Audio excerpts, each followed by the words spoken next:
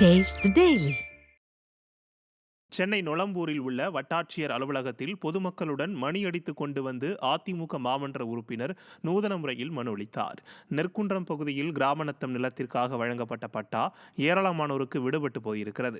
இதனால் அப்பகுதி மக்கள் நிலத்தை வைத்து வங்கிகளில் கடன் பெற முடியாமலும், பட்டா இல்லாததால் வீட்டு வரி கட்ட முடியாமலும், மின் இணைப்பு பெற முடியாமலும் உள்ளனர். இதனை கண்டித்து வட்டாட்சியர் அலுவலகத்தில் நடந்த ஜமாபந்திக்கு பாதிக்கப்பட்ட மக்களுடன் மணியடித்து கொண்டு அதிமுக மாமன்ற உறுப்பினர் சத்தியநாதன் மனு அளித்தார். மேலும் அங்கு காலிமனையாக உள்ள 100 கோடி மதிப்புள்ள இடத்தை விளையாட்டு மைதானமாக மாற்றவும் கோரிக்கை வைத்துள்ளதாக அவர் தெரிவித்தார். அரசிடம் கிராமநத்த பட்டா பொதுமக்களுக்கு இவ்வளவு பேருக்கு இல்லைன்னு கொண்டு போய் சேர்க்க வேண்டியது யாரோட வேலை? ஒரு சட்டமன்ற உறுப்பினரோட வேலை.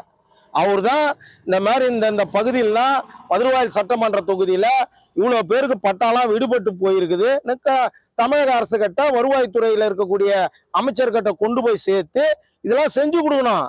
அவர் இதெல்லாம் பார்க்க வேண்டிய வேலையை அவர் பார்க்காதனால தான் நாங்களே எல்லாமே கேட்டால் தான் கிடைக்கும், தட்டினா தான் கிடைக்கும், தட்டினா தான் திறக்குன்ற மாதிரி பொதுமக்களை அழைத்து கொண்டு ஒவ்வொரு அலுவலகமாக நாங்களே சென்று மனு கொடுத்து எங்களுக்கான நிவாரணத்தை நாங்களே பெற முயற்சி செய்யறோம். இதெல்லாம் அவர் தான் செய்யணும். அவர் இதெல்லாம் செய்ய மாட்டாரு.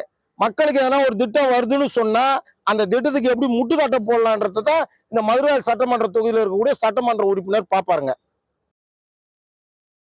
மதுரை மாவட்டம் மேலூர் அருகே உள்ள தும்பைப்பட்டியில் தியாகி கக்கனின் 117வது பிறந்த நாளையொட்டி அதிமுக சார்பில் மதுரை வடக்கு புறநகர் மாவட்ட செயலாளர் ராஜன் செல்லப்பா தலைமையில் மேலூர் சட்டமன்ற உறுப்பினர் பெரிய புல்லான் என்ற செல்வம், முன்னாள் சட்டமன்ற உறுப்பினர் தமிழரசன் உள்ளிட்டோர் கலந்து கொண்டு மாலை அணிவித்து மரியாதை செலுத்தினர். தொடர்ந்து செய்தியாளர்களிடம் பேசிய ராஜன் செல்லப்பா, தமிழகத்தில் சட்டம் ஒழுங்கு சீர்கெட்டு போய் நிர்வாக திறமையற்ற அரசாக திமுக அரசு உள்ளதாக குற்றம் சாட்டினார். எனவே திறமையற்ற திமுக அரசை அப்புறப்படுத்த கக்கன் மணிமண்டபத்தில் உறுதி எடுத்துக் கொள்வதாகவும், கழக பொதுச் செயலாளர் எடப்பாடி கே பழனிசாமி தலைமையிலான அதிமுக அரசு அமைய வேண்டும் என்றும் தெரிவித்தார்.